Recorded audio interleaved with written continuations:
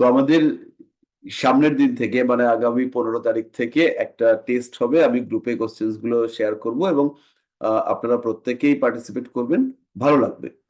আচ্ছা, এবার আমরা চলে আসি, আমাদের দু একটা প্রশ্ন এসছে সেই প্রশ্নগুলোর উত্তরে, আর তারপরে আমরা কিছু বেসিক টিপস দেওয়ার চেষ্টা করব। তো প্রথম যেটা রয়েছে সেটা হচ্ছে সিগনিফিকেশন অফ প্ল্যানেটস। তো সিগনিফিকেশন অফ প্ল্যানেটস, এই ব্যাপারটা মূলত সিগনিফিকেটর এর সঙ্গে অ্যাসোসিয়েটেড। তো কোনো একটা ইভেন্ট যখন হয়, সেই ইভেন্টটাকে কোনো গ্রহ বা গ্রহগণ তারা হচ্ছে সিগনিফাই করেন। কিরম ব্যাপারটা? ব্যাপারটা হচ্ছে গিয়ে সিগনিফিকেটর মানে এই ক্ষেত্রে হচ্ছে সিম্পলি নির্দেশক, যারা হচ্ছে গিয়ে নির্দেশ করেন। তো নির্দেশক ব্যাপারটা কিরকম? যেমন হচ্ছে আমার আহ লোন হয়েছে, আমার ধার হয়েছে, তাহলে এই ধারের সঙ্গে কোন কোন গ্রহরা অ্যাসোসিয়েটেড, কোন কোন গ্রহরা হচ্ছে গিয়ে এই বিষয়টাকে কানেক্ট করছে। কিংবা আমি একটা আইনি ঝামেলার মধ্যে পড়েছি, এবার এই আইনি ঝামেলাটা থেকে আমাকে পুলিশ অ্যারেস্ট করতে পারে কিনা, তাহলে এই পুলিশ, এদের একটা সিগনিফিকেটর রয়েছে, আইন একটা সিগনিফিকেটর রয়েছে, ঝামেলা তার একটা সিগনিফিকেটর রয়েছে। তাহলে এই সবগুলোর মধ্যে রিলেশনশিপ হচ্ছে কিনা, যে আমি অ্যারেস্টেড হব কিনা। তাহলে এইখানে হচ্ছে গিয়ে মামলার জন্য অ্যারেস্ট, তাহলে মামলা হচ্ছে 6 নম্বর, অ্যারেস্ট হচ্ছে 12 নম্বর। তাহলে 6-12 কানেক্টেড হবে। 6-12 কানেক্টেড হওয়ার সঙ্গে সঙ্গে এই ক্ষেত্রে এই যে দোষী সাব্যস্ত হওয়া বা অত্যাচারিত হওয়া বা পীড়িত হওয়া বা নিগৃহীত হওয়া, এর জন্য আমাদের একটা ঘর রয়েছে, সেটা হচ্ছে 8। তাহলে 6, 8, 12 কানেক্টেড হলে পরে এই ধরনের ঘটনাগুলো ঘটে। এবার আইনি ঝামেলা, পুলিশ ঝামেলা এগুলো যদি হয়, তাহলে অবশ্যই কুণ্ডলিতে রাহু মঙ্গল এরা 6, 8, 12 সঙ্গে অ্যাসোসিয়েটেড হবে। তাহলে এই ঘটনাটার সিগনিফিকেটর হচ্ছে 6, 8, 12 রাহু মঙ্গল। এবার হচ্ছে গিয়ে একজন এসে বললো দেখুন তো আমি চাকরি পাবো কিনা, তাহলে সিগনিফিকেটর কি? প্ল্যানেট হচ্ছে শনি, দাসত্বের কারক গ্রহ। সিগনিফিকে আর আহ সিগনিফিকেটর এই হলো শনি। এবার এই শনির সঙ্গে সঙ্গে 10ম ভাব, 6 নম্বর ভাব, 11 নম্বর ভাব, 2 নম্বর ভাব, এদেরও একটা রিলেশনশিপ আমি দেখতে পারবো। তো এই যে এই ব্যাপারটা, এই যে রিলেশনশিপ গুলো, যাদের যাদের রিলেশনশিপ দরকার তারাই হচ্ছে সিগনিফায়ার, তাদেরকেই আমরা বলবো সিগনিফিকেটর।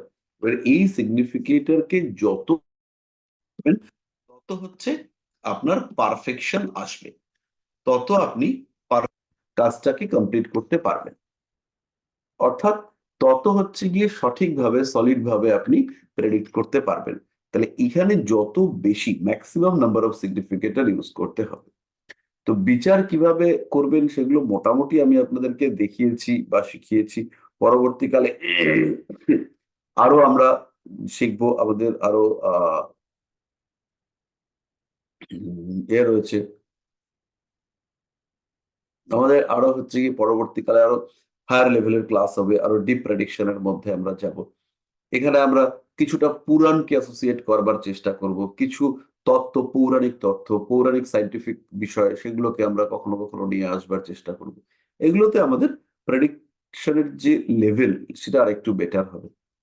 তো এখানে একটা আমি জিনিস বলবো যে পুঁথিগত বিদ্যা আর আমাদের বাস্তব ব্যবহারিক বিদ্যা, এই দুটোর মধ্যে কিন্তু একটা পার্থক্য আসবে। কারণ বহু সমস্যা আসবে যেগুলো হচ্ছে গিয়ে পুঁথিগত বিদ্যাতে আপনি ধরতে পারবেন না। এর জন্য আপনাকে সবসময় বাস্তব এবং বর্তমান জগৎ এর সঙ্গে একটা গুড রিলেশনশিপের মধ্যে থাকতে হবে।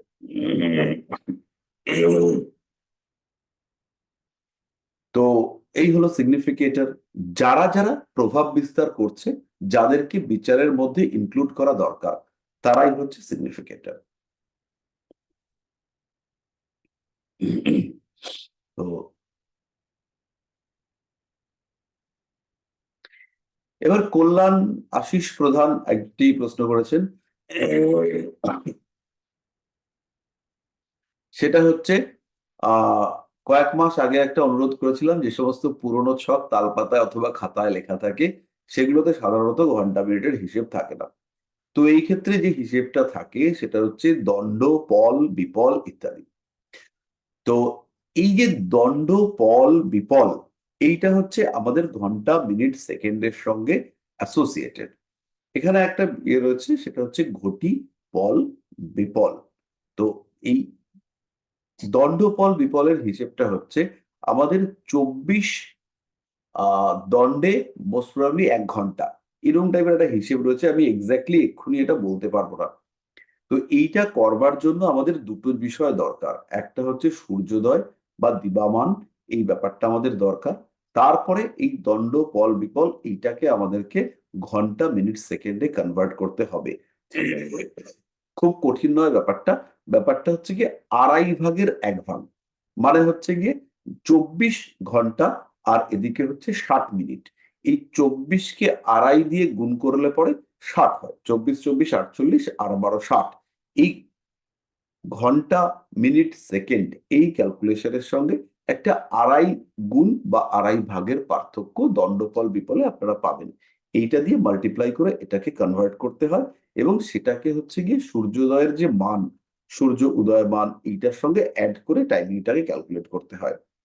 তো এইটা এক্ষুনি আমি আর কি, আমার কাছে মুখস্থ নেই বা ডিটেল এক্ষুনি নেই। তো সেটা হচ্ছে কি আমি আপনাদেরকে করিয়ে দেবো। এরপরে যেটা রয়েছে সেটা হচ্ছে শরীরের উপর বৃহস্পতির প্রভাব। এখানে কোথায় গেল, আচ্ছা, এর মধ্যে রোগের ব্যাপার অবশ্যই আসবে। বৃহস্পতি আমাদেরকে আহ দেয় হচ্ছে ইমিউনিটি সিস্টেম কিছুটা, পুষ্টি দেয়, রোগ থেকে মুক্তির চেষ্টা তাকে দেয়, নিজেকে সুস্থ রাখার প্রচেষ্টা সেটাকে দেয়। বৃহস্পতি খুব ভালো ডাক্তার, আরোগ্য দেওয়ার চেষ্টা এটা বৃহস্পতির মধ্যে দেখতে পাওয়া যায়। তো এই কোয়ালিটি গুলো দেবগুরু বৃহস্পতি দিয়ে থাকেন। শরীরের মধ্যে যত মেদ মজ্জা আছে, অর্থাৎ যত হচ্ছে গিয়ে চর্বি জাতীয় জিনিস আছে, এটা বৃহস্পতির অধীনে। যত হচ্ছে গিয়ে লিভার সংক্রান্ত বিষয় রয়েছে সেটা বৃহস্পতির অধীনে। স্মৃতিশক্তি, ব্রেনের অ্যাক্টিভিটি সেটা বৃহস্পতির অধীনে। তো এই বিষয়গুলো ধীরে ধীরে ডিস্টার্ব করতে শুরু করে, এবং বৃহস্পতি ভালো তো দ্রুত আরোগ্য লাভের সম্ভাবনা অনেকটাই বেশি। আর বৃহস্পতি ডিস্টার্ব তো আরোগ্য লাভ দেরিতে হবে। এই ব্যাপারটা আমাদেরকে মাথায় রাখতে হবে।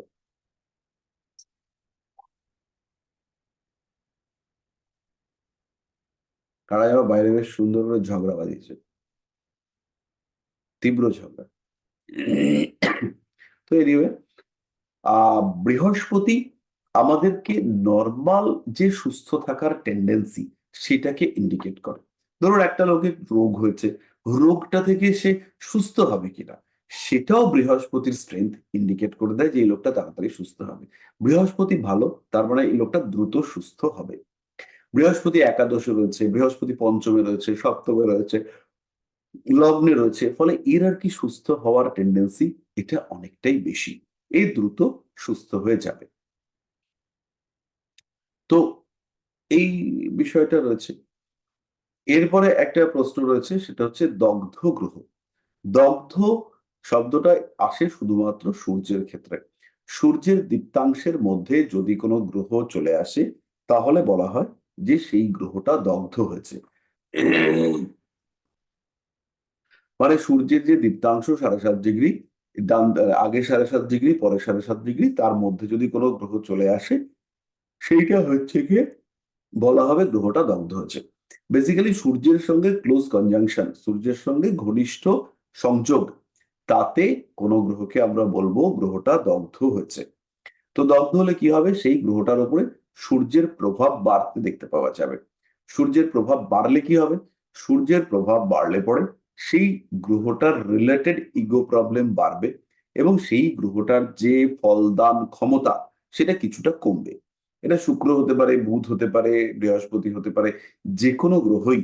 আমাদেরকে দগ্ধ গ্রহ মানেই খারাপ এটা ভাবার কোনো দরকার নেই।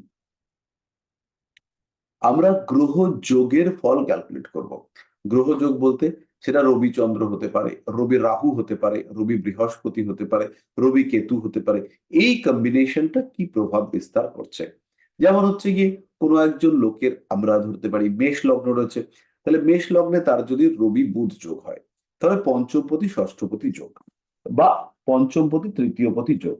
তার মানে এই লোকটা যে কাজকর্মগুলো করে সেই কাজকর্মের মধ্যে একটা নিজস্বতা আছে। এই লোকটা নিজের ক্রিয়েটিভিটিকে কাজে লাগিয়ে কাজকর্ম করতে চায়, লোকটার নিজের কাজ করবার টেন্ডেন্সি সেটা রয়েছে। তাহলে রবি বুধ যোগে আর কি হবে? লোকটা পড়াশোনার ক্ষেত্রে পরিশ্রমী হবে। পঞ্চম মানে প্রেম, ষষ্ঠ মানে শত্রু।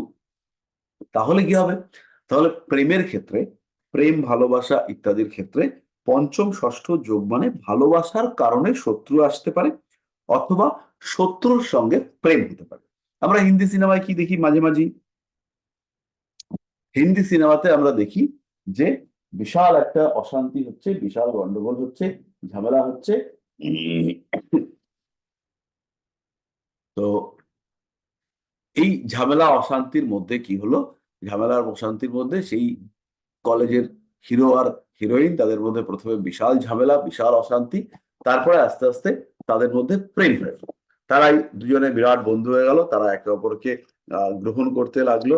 আমরা উত্তম কুমার আর সুচিত্রা সেনের একটা সিনেমা দেখেছি, যেখানে সুচিত্রা সেনের নাম ছিল কি টিনা ব্রাউন বা রিনা ব্রাউন, এরকম টাইপের একটা কিছু।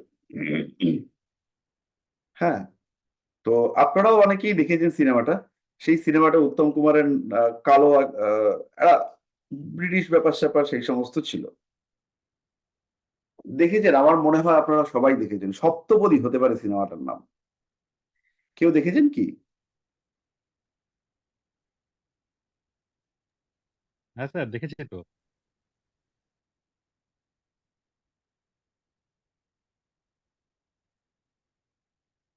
তো এই যে ব্যাপারটা,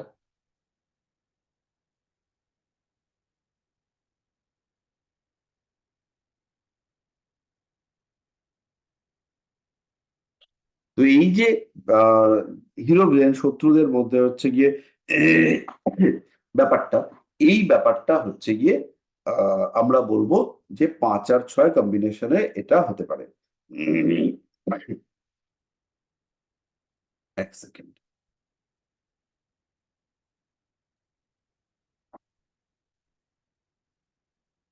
তাহলে এটা মোটামুটি কিছুটা পরিষ্কার হলো। আর দগ্ধ গ্রহ আবার রবি বুধ কম্বিনেশন হলে পরে সাধারণত পঞ্চম পতির সঙ্গে বুধের কম্বিনেশন কখনো কখনো প্রেমকে অপোজ করে, প্রেম ব্যাপারটাকে দূরে সরিয়ে দেয়, এটা ছেলে মানুষের জন্য ব্যাপারটা আসতে চায়। রবি বুধ কম্বিনেশন পড়াশোনার ক্ষেত্রে ইমপ্রুভমেন্টের সম্ভাবনা সেটাকে বাড়িয়ে দেয়। তাহলে এই যে ব্যাপারগুলো, এইগুলো আমরা হচ্ছে গিয়ে দেখতে পাবো কম্বিনেশনের জন্য। তো গ্রহটা দগ্ধ হয়েছে এই ব্যাপারটা বিশাল ইম্পর্টেন্ট নয়, গ্রহটার সঙ্গে রবির সংযোগ হয়েছে এই ব্যাপারটা হচ্ছে মেইনলি ইম্পর্টেন্ট।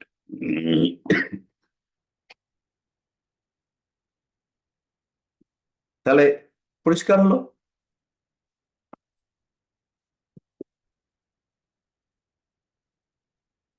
আচ্ছা, তারপরে আমাদের একটা প্রশ্ন রয়েছে, আহ আহ, আহ, উচ্চস্থ নিম্নস্থ বক্রী হলে কি হয়? উচ্চস্থ গ্রহ বা নিম্নস্থ গ্রহ বক্রী হলে যেরকম গ্রহরা ফল দেয় সেরকমই ফল দেয়। উচ্চস্থ গ্রহকে ধরে নিতে হবে যে গ্রহটা একটু পাওয়ারফুল, গ্রহটা নর্মালি সাধারণ অবস্থার থেকে একটু বলবান অবস্থায় আছে। সাধারণ গ্রহটার যা কন্ডিশন তার থেকে উচ্চস্থ গ্রহের বলবত্তা তুলনামূলকভাবে বেশি। ব্যাস এটুকুই আপনাকে ধরে নিতে হবে।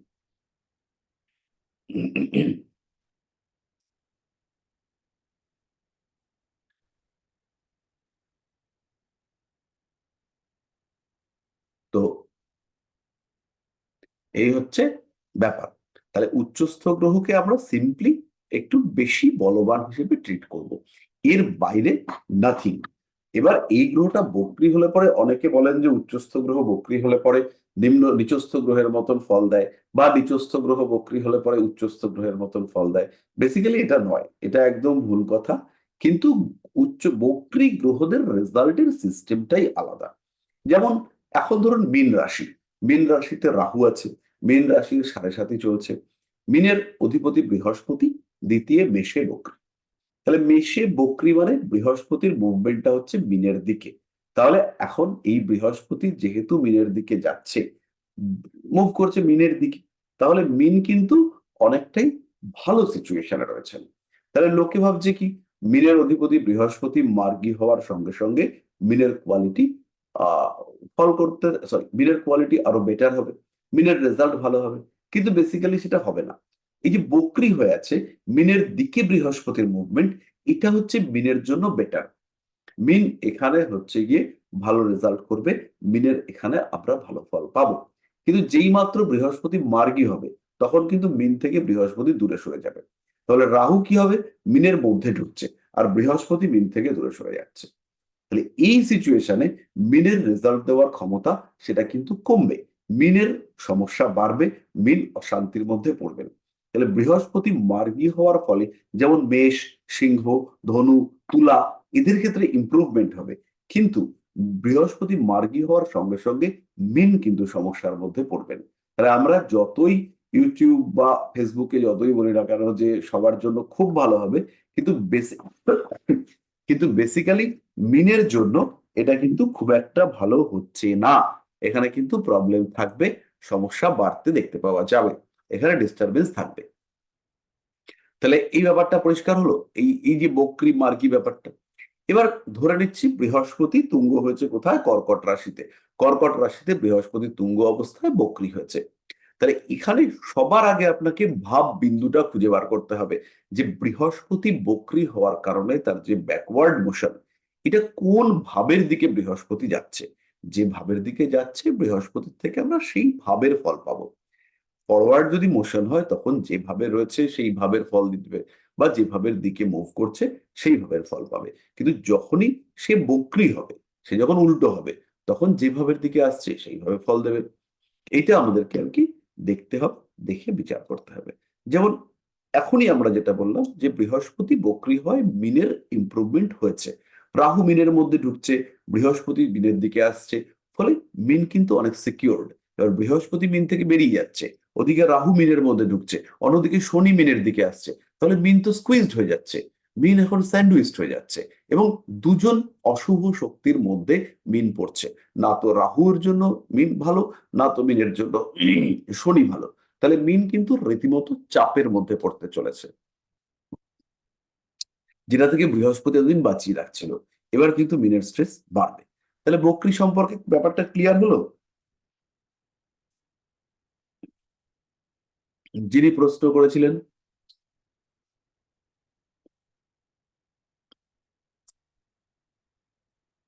সুষমা, পরিষ্কার হলো?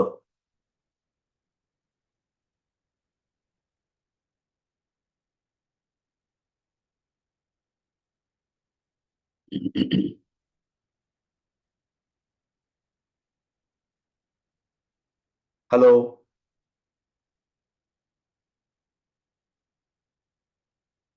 মোটামুটি পরিষ্কার হলো?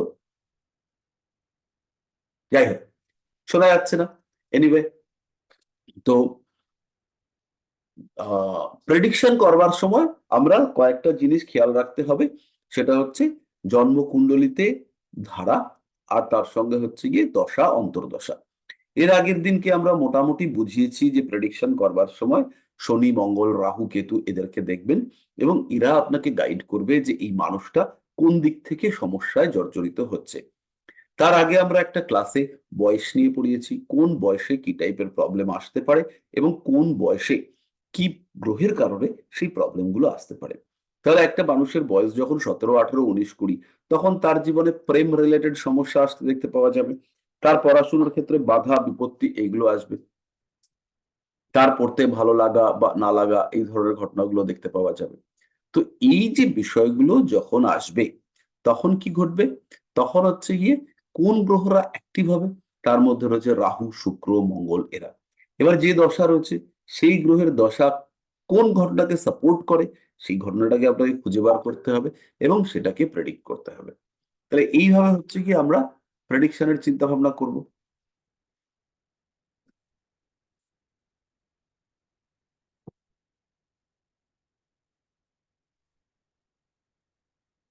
এবার আপনাদের এই প্রেডিকশন সংক্রান্ত আর কোনো প্রশ্ন থাকলে করতে পারেন, সেটা আমি কিছুটা সলভ করবার চেষ্টা করব।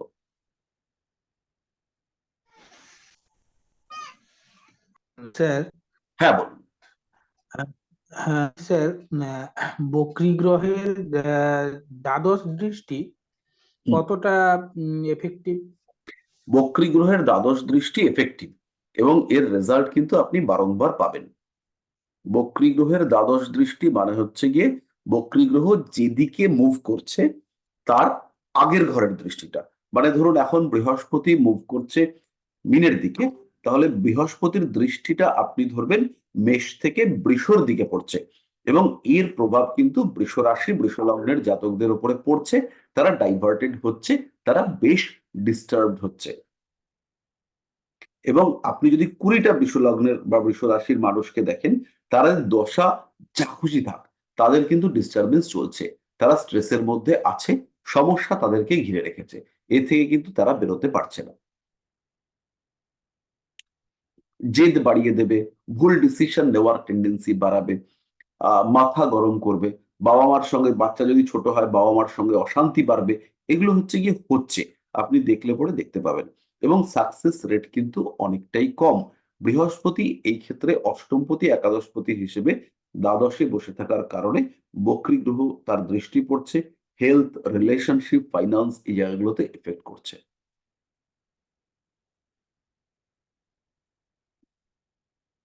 তারপরে স্যার একটা কথা বলছি। স্যার আমার না বারবারই প্রথম থেকে ওই জিনিসটাতেই একটা প্রবলেম হচ্ছে, ওই ডিগ্রির ব্যাপারটা, যে মানে সফটওয়্যারে ধর একরকম ডিগ্রি দেখাচ্ছে, আর যখন প্রেডিকশন হচ্ছে তখন অনেক সময় বোঝা যাচ্ছে ডিগ্রিটা কিছুটা হয়তো ফার্স্ট হাউসে রয়েছে, কিছুটা হয়তো ভাগ সেকেন্ড হাউসে চলে গেছে। এইটাতে স্যার ভীষণ প্রবলেম। কিন্তু স্যার যখন যারা অ্যাস্ট্রোসেজে নর্মালি চার্ট নিয়ে প্রেডিকশন করে, তো সেই ক্ষেত্রে তো স্যার তারা সেইভাবেই প্রেডিকশন করছে, তাতে তো রং তো হচ্ছে না। তাহলে কি প্রেডিকশন ওইভাবে করলে কি রং হয়ে যাবে প্রেডিকশন? না, প্রেডিকশন রং হবে না। প্রথমত যে আচ্ছা। ঘটনাটা হচ্ছে, যখনই আপনি একটা চার্ট রেডি করবেন, যখনই আপনি একটা চার্ট দেখবেন, এটা আমি হুম। একটুখানি দেখিয়ে দেবো একটা পেজ শেয়ার করে। হুম। 1 সেকেন্ড, আমি শেয়ার করছি। ঠিক আছে। উম, এই যে কুণ্ডলীটা আপনাদের সামনে রয়েছে, এখানে একটা তৈরি হওয়া কুণ্ডলী রয়েছে। এবার এখানে কিছু গ্রহ কোনো দিকে মুভ করে গেছে। তো কুণ্ডলীটা যখন দেখবেন, তখন ভাব চার্টটা একবার দেখবেন, দেখে কারা কারা কোন দিকে মুভ করেছে সেটা একটু দাগিয়ে নেবেন। এবার মঙ্গল চতুর্থ ভাবে মুভ করেছে, কেতু পঞ্চম ভাবে মুভ করেছে, আর এখানে হচ্ছে গিয়ে শনি রবি এদের কোনো মুভ হয়নি, আর রাহু এটা হচ্ছে গিয়ে এখান থেকে একাদশ ভাবে চলে এসছে। তাহলে তাহলে স্যার আমরা ভাব চার্টটা দেখেও যদি প্রেডিকশন করে দিই, এই যে যেটা আমার মেইনলি প্রবলেম হচ্ছে। এবার ভাবচার্ট দেখে প্রেডিকশন করতে গিয়ে গন্ডগোলটা আপনি করবেন কি, ভাবচার্ট দেখে এই ভাবচলিত চার্টে আপনি কি দেখতে পাচ্ছেন, মঙ্গল রয়েছে মীন রাশিতে, আপনি তাই হুম বলবেন। হুম হুম কিন্তু ভাবচলিত চার্টে কোনো রাশিই নেই, হুম হুম। ঘরগুলো আছে, 1 নম্বর 2 নম্বর 3 নম্বর 4 নম্বর, কিন্তু ওখানে কোনো রাশি নেই। ঠিক স্যার। বুঝতে পারলেন? ওটা কিন্তু বুঝতে। মীন রাশি নয়, ওটা হচ্ছে চতুর্থ ভাব। কিন্তু মঙ্গলটা কোথায় আছে, কেমন মঙ্গল? মঙ্গলটা হচ্ছে মেষের মঙ্গল, মেষের 3°53' অশ্বিনী নক্ষত্রের মঙ্গল। তাহলে এই মঙ্গলের যে রেজাল্ট, সেই রেজাল্ট হচ্ছে গিয়ে পঞ্চম ভাবে বা পঞ্চম ঘরে মঙ্গল থাকলেও তার মুভমেন্ট, তার রেজাল্ট হচ্ছে গিয়ে চতুর্থ ঘরে। তাহলে চতুর্থ আপনি ঘর। যদি এটা দেখে বলেন, এই চার্ট দেখে, যে প্রেমে প্রবল অশান্তি ঝগড়া, একটা উগ্র মহিলার সঙ্গে তোমার প্রেম হবে, যে হচ্ছে গিয়ে বেশ বেটেখাটো শরীরের এবং নাকটা চওড়া হবে তার, আর গাট্টা গোট্টা হবে, মাঝে মাঝে তোমাকে 2-4 ঘা দেবে। তো আপনাকে প্রশ্ন করলো যে তাহলে তার কি চুল থাকবে মাথায়, একটু বললেন হ্যাঁ তার মাথায় কার্লি চুল থাকবে, কারণ মঙ্গল তো কার্লি হেয়ারকে ইন্ডিকেট করে। আচ্ছা। কিন্তু আসলে কি আছে, আসলে মঙ্গল কিন্তু সরে এসেছে চতুর্থে। চতুর্থ। মঙ্গল পঞ্চমপতি চতুর্থে সরে এসে বৃহস্পতির সঙ্গে কানেক্টেড হয়েছে, মঙ্গল বৃহস্পতির যোগ হয়েছে। ফলে এই ব্যাপারগুলো হবে না। এখানে কিন্তু প্রেমিকা অনেকটাই সফট হবে, কিন্তু মানসিক দিক থেকে দুর্বল হবে। তো তাহলে কি আমি বৃহস্পতিকে নিয়েই প্রেডিকশন দেবো, নাকি শুধু মঙ্গলকে নিয়ে প্রেডিকশন দেবো এক্ষেত্রে? পঞ্চমপতি বৃহস্পতি যুক্ত, তার একটা প্রেডিকশন। পঞ্চমে হুম। কেতু, তার একটা প্রেডিকশন। কেমন কেতু? দুর্বল নিচস্থ কেতু। বৃষর কেতু তো নিচস্থ কেতু। তাহলে দুর্বল কেতু, তাহলে দুর্বল কেতু পঞ্চমে রয়েছে এবং পঞ্চমপতি বৃহস্পতি যুক্ত। তাহলে মোটামুটি ভালো পড়াশুনো করছে, গায়ের রং মাঝারি পঞ্চমপতি বৃহস্পতি যুক্ত হওয়ার কারণে ফর্সার দিকে গায়ের রং। তার সঙ্গে সঙ্গে কি মঙ্গল চতুর্থ ভাবস্থ, তার মানে বাড়ির খুব দূরে নয় প্রেমিক বা প্রেমিকা, কাছাকাছি মানুষের সঙ্গে প্রেম রয়েছে। যদি বলে উচ্চ বিদ্যা, পঞ্চমপতি মঙ্গল সে চতুর্থে রয়েছে, তার মানে হচ্ছে গিয়ে উচ্চ বিদ্যা বাড়ির কাছাকাছি হওয়ার সম্ভাবনা বেশি। এইভাবে আপনি প্রেডিকশন করবেন। আপনি তীরচিহ্ন দিয়ে দেখিয়ে দেবেন যে দ্বাদশে রাহু বিদেশ যাত্রার প্রবণতা, একাদশে রাহু সাফল্যে বাধা। তো এখানে তো রাহুটা দ্বাদশে নেই, অ্যাকচুয়ালি রাহুটা রয়েছে একাদশে, তার মানে এটা কিন্তু সাফল্যে বাধা দেবে। এই ভদ্রলোক বিদেশ যাননি কোনোদিন, বুঝতে পেরেছি। এদিকে তাহলে একটা আমাকে দুটোকেই কাজকর্ম একটুখানি করেন। বুঝে প্রেডিকশনটা এবং করতে হবে স্যার। এই মুহূর্তে ওনার ভয়ঙ্কর অর্থাভাব চলছে, টাকা পয়সার ভয়ঙ্কর অভাব চলছে। তো তার কারণ হচ্ছে গিয়ে ওনার শনির দশা, শুক্রের অন্তর্দশা চলছে। শুক্র এই ক্ষেত্রে বসে রয়েছে 8 নম্বর ঘরে, ফলে অর্থাভাব চলবেই। তাহলে দশাটা কিন্তু প্রেডিকশনের জন্য খুব ইম্পর্টেন্ট। এবার আমরা শিখেছি শুধুমাত্র বিংশোত্তরী দশা, আমরা কন্ডিশনাল দশা শিখিনি। এবার আমাদের কন্ডিশনাল দশা অনেকগুলো রয়েছে, মোটামুটি 38 রকমের দশা ভালো রকম ব্যবহার হয়। এর মধ্যে 9টা দশা জেনারেলি বেশ জবরদস্ত ভাবে ইউজ করা যায় এবং ঘন ঘন আসে। আমরা জেনারেলি বিংশোত্তরী দশাতেই ইউজ করি। এছাড়াও অষ্টোত্তরী ইউজ করতে পারেন, চতুর্শীতি সমদশা ইউজ করতে পারেন, দ্বাদশোত্তরী ইউজ করতে পারেন। এগুলো হচ্ছে কন্ডিশনাল দশা। প্রত্যেকটা ইভেন্টের জন্য আলাদা আলাদা দশার ব্যবহার রয়েছে। যেমন যদি দশমপতি দশমে থাকে তাহলে চতুর্শীতি সমদশা ব্যবহার করা হয়। তো এই দশার ক্যালকুলেশনটা একটু ডিফারেন্ট, সেগুলো আমরা পরে শিখবো। কিন্তু বেসিক্যালি কাজের সময় এত দশা ব্যবহার করা যায় না, ছক দেখতে হয় আর প্রেডিক্ট করতে হয়। এবার সাধারণত আমাদের জটিলতার দিকে না গেলে পরেও কাজটা মিটে যায়, এবং কিছু কিছু সময় আমরা জটিলতার মধ্যে গিয়েও সেই কাজটা মেটাতে পারি না। তো স্যার আপনি বলছেন দুটো চার্টকে দেখে, যেহেতু আমার কনফিউজিং হচ্ছে, তো দুটো চার্টকে দেখেই একটা মানে জন্মকুণ্ডলী যে চার্টটা সেটারও প্রেডিকশন দিয়ে দেবো, আর ভাবচলিতের মধ্যে যেটার পজিশনটা রয়েছে সেটা দেখেও আমি প্রেডিকশন দিয়ে দেবো, না, তাতেও মিলবে? ভাবচলিত চার্ট থেকে দাগটা দিয়ে দেবেন, কোন কোন গ্রহের শিফট হয়েছে ভাবে সেইটা হুম হুম। দেখে আপনি একটু দাগ দিয়ে দেবেন। দাগ দিয়ে আচ্ছা, তারপরে হচ্ছে গিয়ে প্রেডিকশন করবেন, প্রেডিকশন তাহলে করবো। একটু প্রেডিকশনটা ইজি হবে। মানে ঠিক কেতুকে আছে। আপনি এখন দেখতে পাচ্ছেন যে কেতু রয়েছে কোথায়, পঞ্চম ভাবে। তাহলে 5 নম্বর ঘরে কেতুকে নিয়ে আপনাকে প্রেডিক্ট করতে হবে। 5-এ কেতু মানেই সন্দেহ, পঞ্চমে কেতু মানে হ্যাঁ, কিন্তু জন্মকুণ্ডলীতে কিন্তু কেতু পঞ্চমে নেই, ষষ্ঠে চলে গেছে।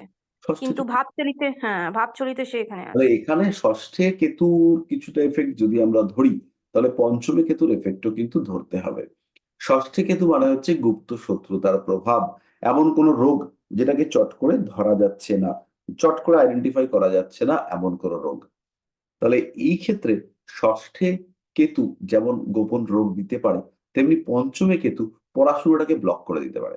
এর ক্ষেত্রে কিন্তু পড়াশোনাটা ব্লক হয়ে গেছে, এ একটা সার্টেন টাইম অবধি পড়াশোনা করেছে, তারপরে আর পড়াশোনা করতে পারেনি। হ্যাঁ স্যার, কেন ওই ডিগ্রির ক্যালকুলেশন করতে গেলে না আমি প্রেডিকশনই দিতে পারবো না। ওর থেকে বেটার হবে কি আপনি যেইভাবে বললেন, ওই দুটো হাউসকে দেখে নিয়ে করা, মানে ভাবচলিত আর জন্মকুণ্ডলী দুটো দেখে নিয়ে করাটা কিন্তু সুবিধা আপনি হবে। কেন, অনেকেই এটা করতে পারবে না। তো আস্তে আস্তে এটা হবে। এবার আমি আরেকটা কথা বললাম যে তাত্ত্বিক অ্যাস্ট্রোলজি আর প্রেডিক্টিভ অ্যাস্ট্রোলজি দুটোর মধ্যে ডিফারেন্স রয়েছে।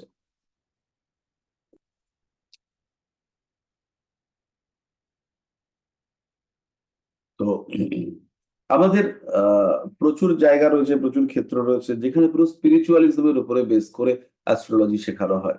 হুম, যেমন ধৃতরাষ্ট্র, আমরা ধৃতরাষ্ট্রকে বলতে পারি কি, ধৃতরাষ্ট্র মানে হচ্ছে গিয়ে একজন মানুষ যিনি অন্ধ, আর যিনি হচ্ছে গিয়ে আহ যার 100টা সন্তান, মানে বহু সন্তান, মানে হচ্ছে বহু, শয়ে শয়ে মানে বহু, যার হচ্ছে 100 সন্তান। তো এখানে ধৃতরাষ্ট্রকে আমরা বলতে পারি যে রাষ্ট্র মানে হচ্ছে কি সিস্টেম, যিনি সিস্টেমটাকে ধারণ করে রয়েছেন মানে আমার শরীর, তিনি হচ্ছেন ধৃতরাষ্ট্র। তার অ্যাক্টিভিটি শয়ে শয়ে অ্যাক্টিভিটি, এবং তাকে নিয়ন্ত্রণ করবার জন্য রয়েছে বা তাকে হচ্ছে গিয়ে ডাইভার্ট করাচ্ছে কি, সে হচ্ছে পঞ্চ ইন্দ্রিয়, 5টা ইন্দ্রিয়, যাকে আমরা পাণ্ডব বলেছি। তাহলে এই যে পঞ্চ ইন্দ্রিয় পাণ্ডব, যারা ছেলে মেয়ে রয়েছেন পঞ্চ ইন্দ্রিয়, তারা হচ্ছে কি আমাদের এই সিস্টেমটাকে ডাইভার্ট করছেন। তাহলে এটা হচ্ছে জটিল অর্থ। আর সরল অর্থে কি আসছে, সেটা হচ্ছে ধৃতরাষ্ট্র মানে একটা বাবা যার 100 সন্তান, যিনি অন্ধ। অন্ধ মানে তিনি ইম্পার্শিয়াল, তিনি কিছু দেখেন না। যেমন কোর্টে আমরা দেখতে পাই বিচারকের পেছনে একজন দাঁড়িয়ে থাকে যার চোখ বন্ধ, হাতে দাঁড়িপাল্লা, যিনি ইম্পার্শিয়াল। এখানে ধৃতরাষ্ট্র, তাকে যতই পার্সিয়ালিটি দেখানো হয়েছে না কেন, কিন্তু তার অন্ধত্ব ইন্ডিকেট করে যে তিনি অফিসিয়ালি ইম্পার্শিয়াল। তাকে যেটা বোঝানো হয় তিনি বোঝেন, তার দেখার জন্য ডিপেন্ডেন্ট হয়ে পড়তে হয়েছে। তো আমাদের শরীরও ডিপেন্ডেন্ট। কার উপরে ডিপেন্ডেন্ট? ঈশ্বরের প্রতি ডিপেন্ডেন্ট, পরমাত্মার প্রতি ডিপেন্ডেন্ট। তো এই যে মূল অর্থ আর অন্তর্নিহিত অর্থ, এই দুটোর মধ্যে ডিফারেন্স রয়েছে। বাস্তব জগতের মানুষ অন্তর্নিহিত অর্থ বোঝে না। আপনার পাশের বাড়ির লোকটা আপনার বাড়িতে একটা মরা ইঁদুর ফেলে দিয়ে গেল, তো আপনি কি ভাবছেন? আমার শত্রুতা করে ওই লোকটা ইঁদুর ফেলে দিয়ে গেল। আপনি যদি ভাবেন যে আমার বাড়িতে আজকে ইঁদুর পড়াটা লেখা ছিল এবং ঈশ্বর ইঁদুরটা ফেলার জন্য ওই লোকটাকে হায়ার করেছেন, এটা তো সাধারণ মানুষ ভাববে না। সাধারণ মানুষ কি ভাববে? আমার শত্রু আমার বাড়িতে ইঁদুর ফেলে দিয়ে গেল। তাহলে এই যে চিন্তার ডিফারেন্স, এই ডিফারেন্সটা হচ্ছে গিয়ে আমাদেরকে আইডেন্টিফাই করতে হবে। এই ডিফারেন্সটা, এই যে চিন্তার পার্থক্য, সেইটা আমাদেরকে অনুধাবন করতে হবে। এবং এই চিন্তার পার্থক্যটাই তাত্ত্বিক জ্যোতিষ আর বাস্তব জ্যোতিষের মধ্যে পার্থক্য সৃষ্টি করবে। তাত্ত্বিক জ্যোতিষে ধৃতরাষ্ট্র নামের বিশাল বিশাল মানে করে দেবে, কিন্তু বাস্তব জগতে যখন কথাটা হবে, আপনি যখন আপনার ক্লায়েন্টকে ট্যাকল করবেন, তখন সে কিন্তু তাত্ত্বিক কথাবার্তা শুনবে না, সে চাইবে বাস্তব বক্তব্য। বুঝতে পারলাম? তাই অত মানে স্যার প্রেজেন্টে কি চলছে না চলছে সেটা আপনি বলতে চাইছেন তো, ক্লায়েন্টকে বলতে হবে যে প্রেজেন্ট টাইমে তার কি প্রেজেন্ট চলছে না টাইমিং, চলছে বলতে হবে। রিয়ালিটি, সেটার সঙ্গে ক্লায়েন্টকে পরিচিত করাতে হবে। আর আপনাকে চেষ্টা করতে হবে 2 বা 3টে গুড কোয়ালিটি অফ প্রেডিকশন করবার, বাকিটা ক্লায়েন্ট আপনার সঙ্গে শেয়ার করবেন। আর একটা বিষয় আছে, অনেক সময় ক্লায়েন্টরা এসে বলেন যে আপনি বলুন আমার কি হচ্ছে, আপনি তো জ্যোতিষী, আপনি বলুন। তো এবার আমরা কিন্তু যখন কোনো আরেকজনের কাছে যাচ্ছি, ধরুন টিচারের কাছে যাচ্ছি, গিয়ে বলি না যে আপনি ছাত্রটাকে দেখে বলুন ও কি পড়তে এসছে। আমরা কি বলি? আমরা ফিজিক্সের টিচারের কাছে যাই ফিজিক্স পড়ানোর জন্য, কেমিস্ট্রি টিচারের কাছে যাই কেমিস্ট্রি পড়ানোর জন্য। ডাক্তারের কাছে গেলে পরে ডাক্তার প্রশ্ন করেন, হ্যাঁ কি হয়েছে? তো জ্যোতিষের কাছে এসে যদি আপনি রেমিডি চান, প্রতিকার চান, ভালো থাকা চান, উন্নতি চান, তাহলে হচ্ছে কি আপনাকে শেয়ার করতে হবে। এক ভদ্রলোকের জীবনে, আপনাদেরকে আমি বলেছিলাম কিছুদিন আগে, ওনার জীবনে আমরা দেখছি বৃহস্পতিকে টার্গেট করছি বা শুক্রকে দেখছি, কিন্তু ওনার জীবনে প্রিভিয়াস যতবার উন্নতি হয়েছে সেটা রাহুর দশা বা অন্তর্দশায় হয়েছে। রাহুর অন্তর্দশা, রাহুর প্রত্যন্তর দশা, কিংবা কর্মক্ষেত্রের সঙ্গে রাহুর সম্পর্ক, কিংবা কর্কট লগ্নে দশমপতি মঙ্গলের ওপর দিয়ে রাহুর প্যাসেজ, তখন হচ্ছে গিয়ে উন্নতিগুলো হয়েছে। তাহলে আমি যখন ভাবছি যে বৃহস্পতি ওনাকে চাকরি দেবে, তাহলে আমি ভুল ভাবছি। আমাকে ধরতে হবে যে রাহু ওনাকে চাকরি দেবে। রাহু ওনাকে চাকরি দিয়েছে, জব স্যাটিসফ্যাকশন দেয়নি, বাট জব দিয়েছে। যখনই জব আসবে, তারপরে স্যাটিসফ্যাকশন ইয়েস অর নো আসবে। মানে স্যাটিসফ্যাকশন পরে আসবে, আগে জব আসবে। ওয়ার্ডটা হচ্ছে জব স্যাটিসফ্যাকশন। আমি আগে জব বলবো, পরে স্যাটিসফ্যাকশন বলবো। তাহলে আগে চাকরি পাবে, তারপরে তো জব স্যাটিসফ্যাকশন। চাকরি নেই, কিসের স্যাটিসফ্যাকশন? তাহলে এই রাহু জব স্যাটিসফ্যাকশনের অভাব সৃষ্টি করবে, তার আগে রাহু জবটাকে সৃষ্টি করবে। তাহলে ওনার লাইফে যতবার পজিটিভ পরিবর্তন এসছে, সেগুলো সবই কিন্তু রাহুর দশায়, রাহুর অন্তর্দশায় এসছে। তাহলে এই যে রাহুর দশা, রাহুর অন্তর্দশায় এসছে, এইটা আমি কিভাবে বার করলাম? ওনার প্রিভিয়াস কোন কোন ডেটে উনি চাকরি পেয়েছেন, কোন কোন সময় ওনার চাকরি চেঞ্জ হয়েছে, সেগুলোর একটা পরিসংখ্যান বানালাম। উনি 8 মাস ধরে আমার সঙ্গে রয়েছেন, 8 মাসের বেশি, কিন্তু প্রেডিকশন মিলছে না। আমরা বলছি বৃহস্পতি প্রত্যন্ত দশায় চাকরি হবে, রাহুর সরি শনির প্রত্যন্ত দশায় চাকরি হবে, আমরা বলছি, এবং মিলছে না। মিলবে না তো। কারণ কি? কারণ হচ্ছে আমার কাছে প্রিভিয়াস রেকর্ড ছিল না। এবার আমি ওনার বিয়ে, ওনার পড়াশুনো, ওনার লাইফের মোটামুটি হিস্ট্রির একটা গ্রাফ বানালাম, এবং কোন টাইমে উনি সাকসেসফুল হয়েছেন, কোন টাইমে উনি ফেলিওর হয়েছেন, সেই সময় দশা, অন্তর্দশা, প্রত্যন্তর দশা অবধি ক্যালকুলেট করলাম। প্রত্যেকটা টাইমের গোচর বার করলাম। ওই টাইমগুলো আমাকে দিয়ে দিয়েছে, ওই সময়ের গোচর আমি বার করলাম। গোচর বার করে আমি ক্যালকুলেট করে যেটা বুঝলাম যে এর ক্ষেত্রে ট্রিগারিং ফ্যাক্টর হচ্ছে রাহু। তাহলে একজন এসে যদি আপনাকে এটা শেয়ার না করেন, উনি চুপ করে বসে আছেন, যা বলেন আপনি বলেন, আমার থেকে আমি শুনতে এসেছি। আরে বাবা, তুমি শুনতে এসছো, তা তুমি কি শুনতেই যদি আসো, তাহলে পয়সা খরচা করছো কেন? আমরা তো একটা কস্টলি সার্ভিস প্রোভাইড করি। যদি তুমি শুধু শুনতেই আসো, তাহলে আসার দরকার নেই। তুমি যদি রেকটিফিকেশন করতে আসো, তাহলে আসো। এই যে বলছে আমি তো শুনতে এসেছি, আপনি বলুন, আমি পরে বলবো। তো এই টাইপের যে লোক, হুম, এর জন্য একটা পারফেক্ট অ্যাস্ট্রোলজার আছে। তো তার নামটা আমি বলছি না, আমাদেরই গ্রুপের লোক। তো হাজবেন্ড আর ওয়াইফ এসছে। তো ওয়াইফ এসে বলছে আমি শুনতে এসেছি। তো লোকটা তো অ্যাস্ট্রোলজি নলেজ কম, কিন্তু বুদ্ধি বিশাল। তো বলছে শুনতে তো এসছেন, সব শুনতে পারবেন তো, নাকি দাদাকে বাইরে বসতে বলবো? এতেই হয়ে গেছে। হ্যাঁ, এতেই বাকি বাকি আর কিছু বলতে হয়নি। হ্যাঁ, স্যার এবার আমাকে কেউ এরকম এসে বললে আমি অ্যান্সারই করি না, সে নিউমোলজি হোক যাই হোক না কেন, আমি তো এরকম আপনি আনসার করতে পারবেন না। কারণ যখন একজন মানুষ এসে আপনার সামনে এসে বলছে যে আপনি বলুন, আমি শুনবো, তখন আপনি কি হলো? তখন আপনাকে ইদার তাকে বলতে হবে যে আমি কি বলবো আপনি না বললে। তার মানে হচ্ছে গিয়ে ওই আই ডোন্ট নোর মানে বলার মতন ব্যাপারটা হবে যে আমি জানি না। তো তখন আপনি পিছাতে পারবেন না। তখন আপনাকে প্রশ্নটাকে মোকাবিলা করতে হবে। আপনি কিন্তু ছেড়ে বেরিয়ে আসতে পারবেন না। বেরিয়ে আসার জায়গা নেই। আর যারা হচ্ছে গিয়ে অ্যাস্ট্রোলজারের কাছ থেকে সাপোর্ট নিতে চায়, তারা প্রিভিয়াস রেকর্ড দিয়ে দেয় যে এই টাইমে এটা এটা হয়েছে।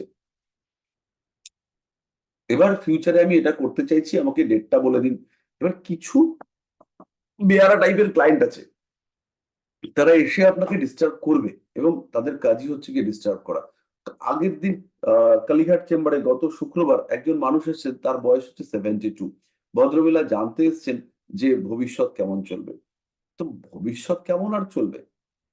তার আগের দিন এক ভদ্রমহিলা, মোস্ট প্রবাবলি গত শুক্রবারে, আমি শনিবার দিন সম্ভবত আপনাদের ক্লাস নিয়েছিলাম, উনি এসে বলছে আমি কবে মরবো, আমার মা কবে মরবে, আমার দিদি কবে মরবে। তো এই সমস্ত কি আমরা উত্তর দেবো? তো এরা কিন্তু আমাদের ঠিকঠাক ক্লায়েন্ট নয়। আমরা এদেরকে কিছু করতে পারবো না। কিন্তু যে আমাদের কাছে সারেন্ডার করবে, আমরা তাকে কিন্তু প্রপার ওয়েতে গাইড করতে পারবো। তো ওই যে রাহুর দশাটাকে আমি আইডেন্টিফাই করলাম, যে রাহুর প্রত্যন্তর দশা পড়বে, ভদ্রলোক চাকরি পাবে। রিয়েলি ভদ্রলোক চাকরি পেল। ভদ্রলোকের যে ব্যাপারটা হলো, মোটামুটি 8-9 দিনের মধ্যে ব্যাপারটা ফিক্সেশন হলো। কতদিন ধরে চেষ্টা করছেন, ফিক্সেশন হচ্ছে না। যে ডেট বললাম সেই ডেটের মধ্যে চাকরি হলো। জয়নিং হলো হচ্ছে কি 4 তারিখ, 4 ডিসেম্বর জয়নিং এর কথা ছিল। 4 ডিসেম্বর জয়নিং হলো না, জয়নিংটা হলো 5 ডিসেম্বর।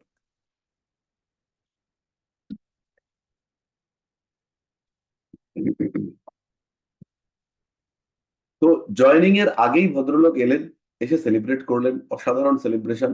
সকালবেলা উনি আমাকে বললেন যে একদিন দিতে হবে, এবং ওটা কিন্তু আমাদের যে আশ্রমটা রয়েছে সেটা একটা ব্যাপক ব্যাকআপ পাবো আমরা এই ভদ্রলোকের কাছ থেকে। যে সকালবেলা ব্রেকফাস্ট হলো হচ্ছে গিয়ে একটা 5 স্টার হোটেলে, দুপুরবেলা লাঞ্চ হলো একটা 7 স্টার হোটেলে, রাত্রিবেলা ডিনার হলো সেটা আর একটা 5 স্টার হোটেলে। তো জেনারেলি তো এরকম আমাদের ক্ষেত্রে হয় না। অ্যান্ড মানে সেলিব্রেশন একটা মানে জবরদস্ত সেলিব্রেশন, আনলিমিটেড সেলিব্রেশন হলো। কিন্তু এটা ওই ভদ্রলোক শেয়ার করেছিলেন বলে আমরা আইডেন্টিফাই করতে পারলাম। না হলে তো আমরা খুঁজতাম শুভ দশা, শুভ দশায় আমরা রেজাল্ট পেতাম না।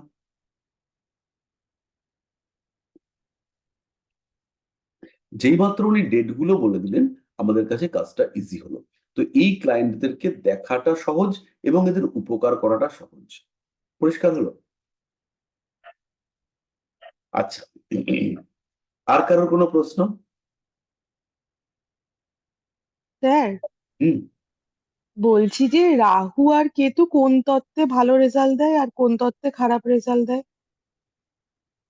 এবার আবার এখানে একটা জটিলতা সৃষ্টি হলো। ভালো রেজাল্টটা কি? কোন দিকে ভালো রেজাল্ট? এটা হেলথের দিকে হতে পারে, এটা অর্থনৈতিক দিকে হতে পারে, এটা সাকসেসের দিকে হতে পারে।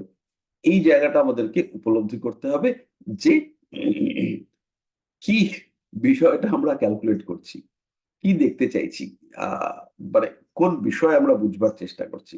যেমন প্রেম, ভালোবাসা, বিয়ে, জল তত্ত্বের রাহু মারাত্মক বাজে রেজাল্ট দেয়। এই একই দিকে পৃথ্বী তত্ত্বের রাহুর রেজাল্ট তুলনামূলকভাবে বেটার।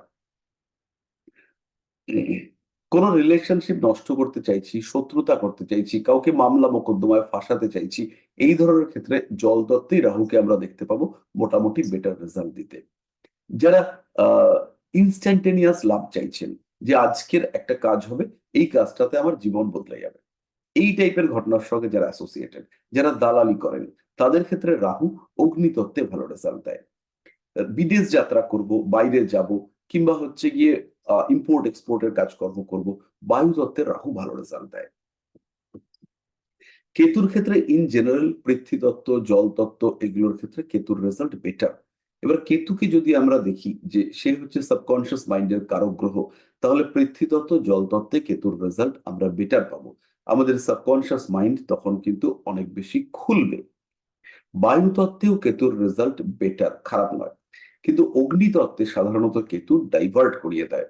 আর কেতুর মধ্যে একটা বিষয় রয়েছে কাটিং, ছেদ, আলাদা হয়ে যাওয়া, বিচ্ছিন্ন হয়ে যাওয়া।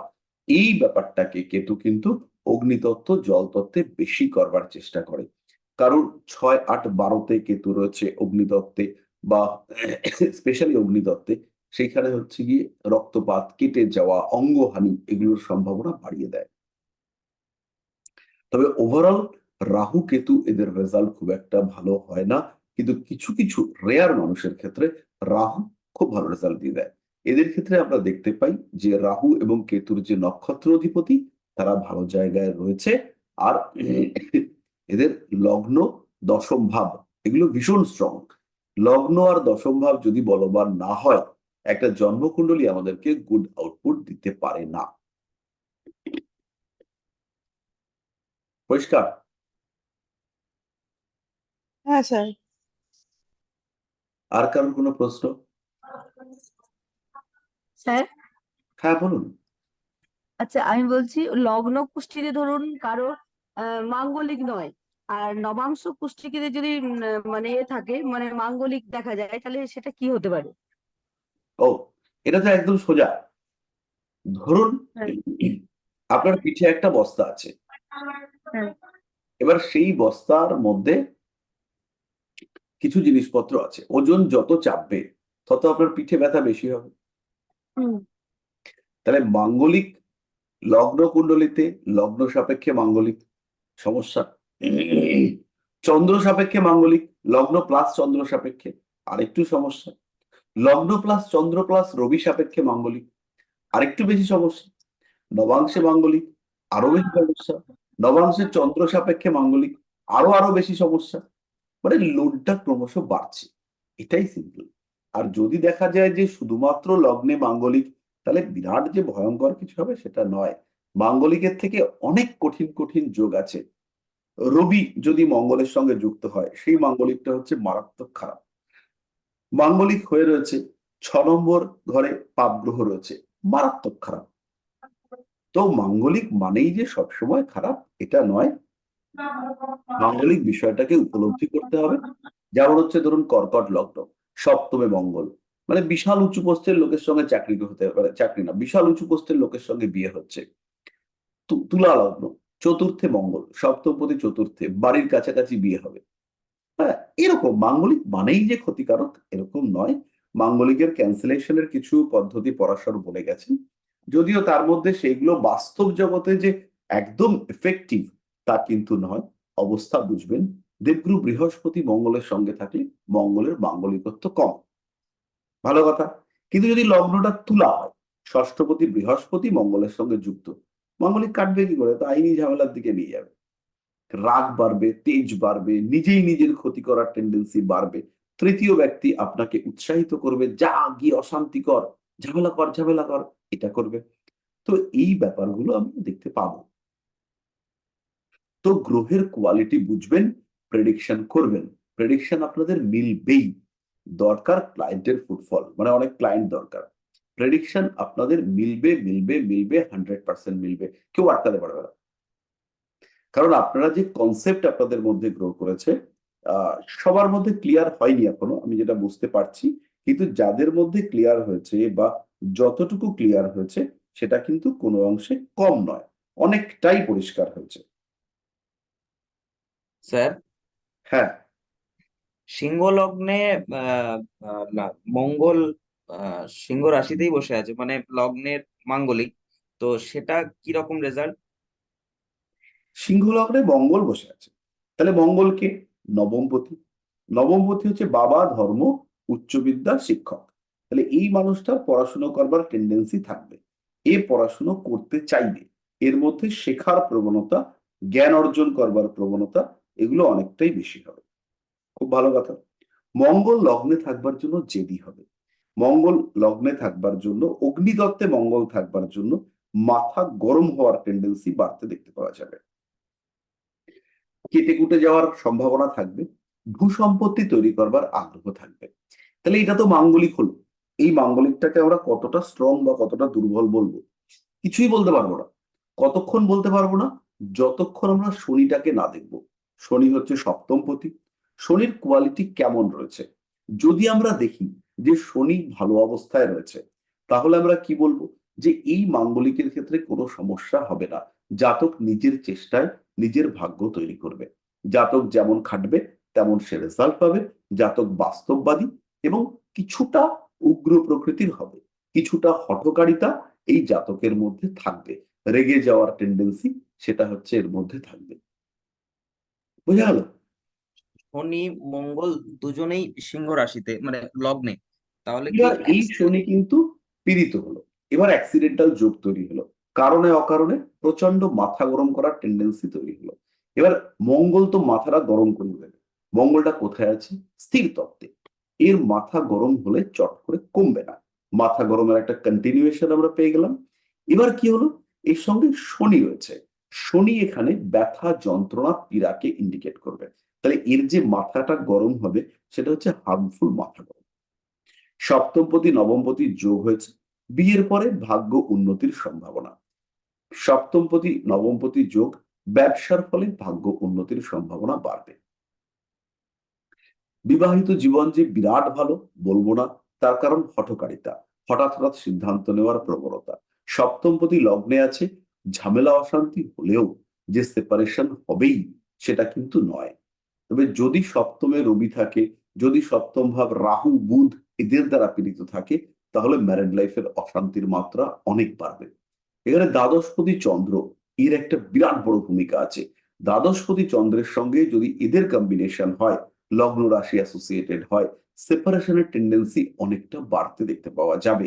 কিন্তু যদি চন্দ্র এই কম্বিনেশন অর্থাৎ লগ্ন, মঙ্গল আর শনি এদের সঙ্গে কানেক্টেড না হয়, তাহলে সেপারেশনের সম্ভাবনা কমবে। আচ্ছা, এদের যোগাযোগ থাকলে সেপারেশনের সম্ভাবনা বাড়তে দেখতে পাওয়া যাবে। সম্ভাবনা বাড়তে দেখতে পাওয়া যাবে, কারণ দ্বাদশটা এখানে অ্যাসোসিয়েটেড হচ্ছে সপ্তমের ষষ্ঠ। এখানে একটা লিগাল ডিস্টারবেন্স আসতে দেখতে পাওয়া যাবে। ওকে। তারপরে আর একটা সমস্যা স্যার, ওই যে আপনি বললেন যে ক্লায়েন্ট সবসময় এসে সারেন্ডার হওয়া, এই বিষয়টা আমি এখনো পর্যন্ত এক্সপিরিয়েন্স করতে পারলাম না। সবার সামনে শুধুমাত্র পরীক্ষায় দিতে হচ্ছে, তারপর ব্যাপারটা এরকম। তো এই জায়গাটা থেকে কি করে মানে ট্যাকেল করবো জায়গাটাকে? সবসময় তো কাস্টমারের সামনে পরীক্ষায় দিতে হচ্ছে। পরীক্ষায় দিতে হবে। এটা হচ্ছে কি, আমাকে 20 বছর, 20-21 বছরের এক্সপিরিয়েন্সও আমাকে দিতে হচ্ছে, তা আপনাকে দিতে হবে না? মানে আপনি যে বললেন কাস্টমার এসে যদি সারেন্ডার করে তবে তাকে সহায়তা করাটা অনেক ইজি হয়ে যায়, তো সেই ব্যাপারটা তো পাওয়া খুব মুশকিল। আর আরেকটা প্রবলেম হচ্ছে গিয়ে, কিছু কাস্টমার আছে তারা আহ, আপনাকে ডিস্টার্ব করতে চাইবেন, আপনাকে হচ্ছে গিয়ে বোঝাতে চাইবেন। আমি একটা উদাহরণ দিই। এক ভদ্রলোকের নাম হচ্ছে সাম ঘোষ, নাম জানি, নামটা বলবো না যেহেতু রেকর্ডিং হচ্ছে। তো ভদ্রলোক এলেন, এসে বললেন, আমি তো একজন খুব বড় অ্যাস্ট্রোলজারকে দেখাতাম, তা উনি কিছুদিনের জন্য বাইরে গেছেন। আমি বললাম, ও বড় অ্যাস্ট্রোলজার কিরকম? তো অ্যাস্ট্রোলজারের নাম বললেন, বলছে, উনি তো পিএইচডি ডক্টরেট ফক্টরেট করেছে। তাহলে কি করে পিএইচডি আপনি বুঝলেন? বলছে, কেন, আমি সার্টিফিকেট দেখলাম পিএইচডি অ্যাস্ট্রোলজি। তো আমি বললাম, আপনি সার্টিফিকেটটা দেখলেন, ওনার নামটা দেখলেন, আর সার্টিফিকেটের তলায় যে আমার বউয়ের সই রয়েছে সেটা দেখলেন না? মানে আমাকে এসে বলছে যে একজন অ্যাস্ট্রোলজারকে আমি দেখিয়ে এলাম, তিনি হচ্ছেন পিএইচডি অ্যাস্ট্রোলজি, যার পিএইচডিটা আমার দেওয়া। হ্যাঁ, মানে এই ব্যাপারটা হচ্ছে কি আপনাদেরকে ফেস করতে হবে।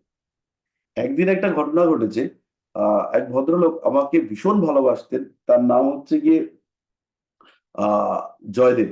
তো তিনি মারা গিয়েছেন, খুব খুব ক্লোজ রিলেশনশিপ ছিল। ওনার রিলেশনশিপের মানে ওনার যে এক্সপ্রেশনটা না, সেই এক্সপ্রেশনটা প্রকাশ পেত না। মাঝে মাঝে উনি ইয়ে হয়ে পড়তেন, মানে ইমোশনাল হয়ে পড়তেন, কিন্তু জেনারেলি উনি কর্পোরেটে চাকরি করেছেন দীর্ঘদিন। তো ওনার হচ্ছে গিয়ে এক্সপ্রেশনটা বোঝা যেত না। তো এবার ওই ভদ্রলোক একজনকে রেফার করেছিল। তো সেই ভদ্রলোক বেনারস থেকে এসেছেন, আমাকে দেখাবেন, ছেলে মেয়ের জটক বিচার করবেন, বাড়ি চলে যাবেন। তো ভদ্রলোক এসেছেন, আমি বসে কাজ করছি। ভদ্রলোককে ঘরের মধ্যে ঢুকিয়ে চেয়ারে বসিয়েছি, বসে আমি কাজ করে যাচ্ছি, ভদ্রলোক চুপচাপ বসে আছেন। প্রায় মিনিট 40 পরে আমাকে উনি বলছেন যে কখন আসবেন উনি। আমি বললাম, কে? বলছে শান্তনু বাবু। আমি বললাম কেন, কি ব্যাপার? বলছে না, আমি তো ওনাকে দেখাবো। আমি বললাম, তো দেখান। এবার ভদ্রলোক না আকাশ থেকে পড়েছে, মানে ভদ্রলোক আর কি আকাশ থেকে পড়েছে যে যাকে দেখাতে এসেছি সে একটা ছেঁড়া শাল গায়ে দিয়ে বসে আছে। সে মানে তাকে দেখাতে আমি বেনারস থেকে এসেছি, যাকে দেখাতে এলাম সে ছেঁড়া শাল গায়ে দিয়ে বসে আছে আর একটা হাফ প্যান্ট পরে। তো ভদ্রলোক মানে স্পেল বাউন্ড হয়ে গেছেন যে আমাকে দেখাবেন উনি। তো চার্টটা হচ্ছে কি আমি দেখে বললাম যে, তা উনি আর কি ভদ্রলোকের সঙ্গে কথা বললেন, জয়দেব বাবুর সঙ্গে কথা বললেন। তো জয়দেব বাবু বিশ্রী হয়ে মারা গিয়েছেন। আহ তো আমার একটা খুব বাজে রোগ আছে, সেটা হচ্ছে আমি ভুলে যাই। এটা আমার খুব বাজে জিনিস, এটা একটা খুব মানে বিকট সমস্যা। তো জয়দেব বাবু মারা যাওয়ার পরে আমার মনে হয়েছিল যে আমি জ্যোতিষ চর্চা ছেড়ে দিই, যে কেন আমরা বলতে পারলাম না। তারপরে আমি জানলাম যে আমি আর তুর্য বলে একজন আছে, তুর্যকে আপনারা চেনেন। আমরা একদিন জয়দেব বাবুর চার্ট নিয়ে ডিসকাস করছিলাম। তো সেই ডিসকাশনের সময় আমরা বলেছিলাম যে আপনার কিন্তু প্রচন্ড বিপদ আসছে। একটা কথা আমার মনে আছে, জয়দেব বাবুর চার্ট দেখে তুর্য বলেছিল যে আপনার ম্যারেড লাইফটা ডিস্টার্ব। তো তখন আমি আর কি বলেছিলাম যে এই চার্টটা নিয়ে যদি আমার কাছে লোক আসতো, তাহলে আমি বলতাম যে ওনার সেকেন্ড ম্যারেজ হবে। তো তখন জয়দেববাবু মানে হাসতে হাসতে বলছেন যে আপনি ঠিকই বলেছেন, এটা আমার সেকেন্ড ম্যারেজ। তো এই দিনকেই আমরা বলেছিলাম যে ওই সময়টা নাকি ওনার জন্য ভীষণ খারাপ। তো আমরা বলেছিলাম, এটা আমরা ভুলে গেছিলাম, আমার আর কি মনে ছিল না। তো আমি আর কি ঠিক করে ফেলেছি যে আমরা যদি নিজেদেরটাই আইডেন্টিফাই করতে না পারি, তাহলে আমাদের জ্যোতিষ করে কি লাভ, আমার তো ছেড়ে দেওয়া উচিত। তো আমার খুব প্রিয় মানুষজন, তার মধ্যে জয়দেব বাবু একজন, পার্থপ্রতিম বাবু বলে একজন ছিলেন, ভীষণ প্রিয় ভদ্রলোক, তিনি মারা গিয়েছেন। হুম। তো যাই হোক, সেটা আমাদের কথা না। তো যখন আপনার কাছে লোকরা আসবে, তারা আপনাদেরকে জাজ করতে চাইবে। এর কারণ হচ্ছে কি আপনার প্রতিষ্ঠার অভাব। আপনি যদি আপনার চেম্বারের বাইরে একটা ভয়ঙ্কর পরিস্থিতি সৃষ্টি করতে পারেন, যে গিয়ে বেশি কথা বলবে না, মাথা নিচু করে থাকবে, ওনার কিন্তু দৃষ্টিতে বিষ আছে, কেউ যদি বাইরে বলে দেয়, হ্যাঁ এরকম তো করে। বিভিন্ন চেম্বারে আপনি গিয়ে দেখছেন যে 40টা লোক বসে আছে, তার মধ্যে 15টা ভাড়া করা। আমার ফিজ হচ্ছে 1500 টাকা। আমি 10টা ক্লায়েন্ট দেখবো, পেলাম 15,000 টাকা। আমি 10টা লোককে ভাড়া করে রেখে দেবো, 100 টাকা করে দেবো, দিলাম 1000 টাকা। তাহলে 15,000 টাকার থেকে 1000 টাকা আমি খরচা করলাম। খরচা করলে আমার 14,000 টাকা ঘরে নিয়ে ঢুকছি। কিন্তু এই 1000 টাকাতে আমার যে পাবলিসিটি বানিয়ে দেবে, সেই পাবলিসিটি ঠেলাতেই তো আমার বিশাল অবস্থা হয়ে যাবে। মানে ওরা হচ্ছে কি যে তৈরি করে দেবে যে সব জানেন কিন্তু উনি, ওনার সামনে গিয়ে কোনো বাড়তি কথা বলবে না, চুপ করে থাকবে, একটা বা দুটো কথা বলবে, শুনে বেরিয়ে আসবে। ওনার কিন্তু দৃষ্টিতে আছে বিষ। আর উনি যদি একবার কটমট করে তাকায়, তাহলে কিন্তু তোমার ইহকাল পরকাল সব শেষ হয়ে গেল। কারণ ওরা তো আপনার লোক, বলে দিয়েছে আপনাকে। এক অ্যাস্ট্রোলজারের চেম্বারে 3টে স্টেজ আছে। 3টে স্টেজ মানে প্রথমে আপনি ঢুকলেন, এক জায়গায় বসলেন, সেখানে 4-5 জন লোক অলরেডি বসে আছে। তারা বসে নিজেদের মধ্যে কথা বলছে যে আমরা লাস্টে দেখাবো। তারা দেখাবে না, তারা ওই অ্যাস্ট্রোলজারের লোক। তারপরের ঘরটাতে আরো 3-4 জন লোক আছে, তারাও অ্যাস্ট্রোলজারের লোক। এবার আপনি আপনার কথাবার্তা আপনার সঙ্গে জানার চেষ্টা করলো, না হলে পরের জন জানার চেষ্টা করলো, না হলে থার্ড স্টেজে আপনাকে জানার চেষ্টা করলো। অ্যাস্ট্রোলজারের সম্পর্কে নিজেদের সব প্রবলেম প্রবলেম বলে টলে আপনার থেকে 3টে স্টেজে কেউ না কেউ জেনে ফেলবে। জেনে জাস্ট একটা মেসেজ করে দিল অ্যাস্ট্রোলজারকে যে এই লোক এই প্রবলেম, আপনার কোন একটা নাম্বার সিরিয়াল নাম্বার রয়েছে, জানলো আপনার সিরিয়াল নাম্বার এই সিরিয়াল নাম্বার এই প্রবলেম আছে। আপনি ভেতরে ঢুকলেন, ঢোকার সঙ্গে সঙ্গে চার্টটা দেখলো, দেখে বললো এটা প্রবলেম, আপনি হচ্ছে গিয়ে জমি জায়গার প্রবলেমের জন্য এসেছেন, মূল প্রবলেম হচ্ছে জমি জায়গা নিয়ে অশান্তি। কারণ ওই 3টে স্টেজের মধ্যে আপনার মাথা খাওয়া হয়ে গেছে। এবার বলে দিল আপনার 4,57,000 টাকার প্রতিকার লাগবে, আপনি নিয়ে এসছেন, প্রিপেয়ার্ড হলে পরে ভালো, বসুন, আর না হলে পরে চলে যান। যদি প্রিপেয়ার্ড হয়ে আসেন তাহলে বাইরে টাকা দিন, 7 দিনের মধ্যে কাজ হয়ে যাবে। 7 দিন পরে আর আপনাকে চেনেই না অ্যাস্ট্রোলজার। এইটা হচ্ছে গিয়ে ঘটনা, এটা হচ্ছে ফ্যাক্ট। কারণ আপনি এটা করতে পারছেন না, আপনি সরাসরি ক্লায়েন্টকে দেখছেন, দেখে তাকে প্রেডিক্ট করবার চেষ্টা করছেন। এই যে ছল চাতুরি, এটা হচ্ছে গিয়ে আপনি জানেন না বা শিখে উঠতে পারেননি, কোনোদিন হয়তো দরকার হলে শিখতে পারবেন। এক মহারাজের কাছে ক্লায়েন্ট নিয়ে আসার জন্য এজেন্ট রয়েছে। এজেন্ট কারা? আপনার আমার মতো অ্যাস্ট্রোলজাররা। আমার যে প্রবলেম, আমি যে চার্টটা দেখছি, আমি কি করছি, আমি আমার বন্ধুর বাড়িতে গেলাম, গিয়ে জ্যোতিষ নিয়ে গল্প সল্প করছি, করতে করতে আপনাকে গ্রিপে কপ করে ধরবো, ধরে ওই অ্যাস্ট্রোলজারের কাছে নিয়ে যাবো, যে এক জায়গায় নিয়ে যাবো, তোর এই প্রবলেম সলভ হয়ে যাবে, তোর বাচ্চা পড়ছে না তো, আমার সঙ্গে চল এক জায়গায়। গেল, ওইখানে খরচা, উনি আপনার থেকে 2 লাখ টাকা নিয়ে নিল, নিয়ে আমাকে দিয়ে দিল 50,000 টাকা। আমার 50,000 টাকা মানে 2 মাসের খরচা, মহা আনন্দে আমি রয়েছি, কোনো টেনশন নেই, লাইফ ইজ ওকে। তো এরকম 3টে 4টে যদি নিয়ে যেতে পারি, তাহলে এই এজেন্সি, এই যে সিস্টেম, এটাও আপনি অ্যাডপ্ট করতে পারেননি। তো এই জন্য আপনাকে আরো কিছুদিন পরীক্ষা দিতে হবে, এর জন্য কোনো দুশ্চিন্তার ব্যাপার নেই। এগুলো আপনি আস্তে আস্তে শিখে যাবেন, তখন আর কোনো প্রবলেম থাকবে না। তারপরে আর কারোর কোনো সমস্যা?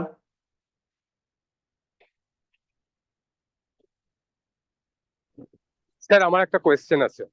হ্যাঁ, বলুন না। আহ, আমরা তো প্রথম ম্যারেজ 7th হাউস, দ্বিতীয় ম্যারেজ আইদার 2nd হাউস অথবা 9th হাউস, বিভিন্ন পদ্ধতিতে দেখি। হ্যাঁ, কিন্তু মানে প্রথম boyfriend, second boyfriend, third boyfriend, এগুলো বয়ফ্রেন্ড কোথা থেকে দেখবো sir? 5th house, 7th house এরকম ভাবে যাবো? না, এইটা বেসিক্যালি হচ্ছে গিয়ে বয়ফ্রেন্ড ব্যাপারটা বা প্রেম ব্যাপারটা, এই জায়গাটা হচ্ছে গিয়ে বর্তমান যুগে মডিফাইড হয়েছে। আগে কিন্তু এইভাবে স্বীকৃত প্রেম ছিল না।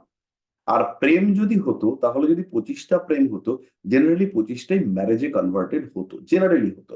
এখন যে বয়ফ্রেন্ড পাল্টানোর একটা ট্রেন্ড হচ্ছে, এখানে আপনাকে বুঝতে হবে যে এটা কিন্তু প্রকৃতপক্ষে প্রেমের ডেফিনেশনে আসছে না। এইখানে হচ্ছে গিয়ে আসক্তিকে ধরতে হবে। এইখানে কাজ করবে হচ্ছে দশা, প্রথম, দ্বিতীয়, তৃতীয় বলে 5, 7, 9, 11 এখানে কাজ করবে না। এখানে আপনি 5 ধরবেন, 5-এর পরে দশা অনুযায়ী এটা হচ্ছে গিয়ে চেঞ্জ হবে। আপনি এটাকে যদি সপ্তম, নবম এইভাবে ধরেন, তাহলে কিন্তু এক্স্যাক্টলি রেজাল্ট পাবেন না। এখানে লজিক আলটিমেটলি কাজ করতে দেখতে পাওয়া যাবে না। এখানে শুধু অ্যাস্ট্রো, এখানে কিন্তু লজি নেই। এক সেকেন্ড। Thank you sir. তো ব্যাপারটা হচ্ছে গিয়ে জটিল। বিয়ে ব্যাপারটা একটা সামাজিক মর্যাদা বা সামাজিক একটা অনুষ্ঠান হলো, একটা অ্যাসোসিয়েশন হলো, তাদের মধ্যে একটা ক্লোজ বন্ডিং তৈরি হলো, এই যে ব্যাপারটা, এটা হচ্ছে ডিফারেন্ট। আর প্রেমের ক্ষেত্রে ওই 2 দিন ঘুরতে গেল, 3 দিন ঘুরতে গেল, একটু মজা করলো, ঘুরলো ফিরলো, এই সামাজিক পরিস্থিতিতে প্রেমের যে ডেফিনেশন, এটা চেঞ্জ হয়ে গেছে।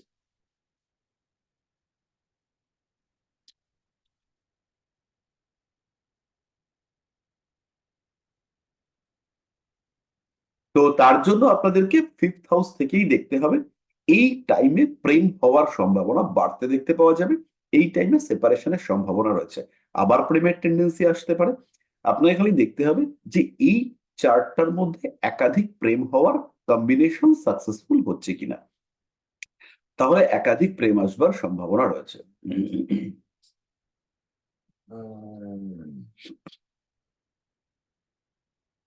আচ্ছা স্যার, একটা প্রশ্ন ছিল।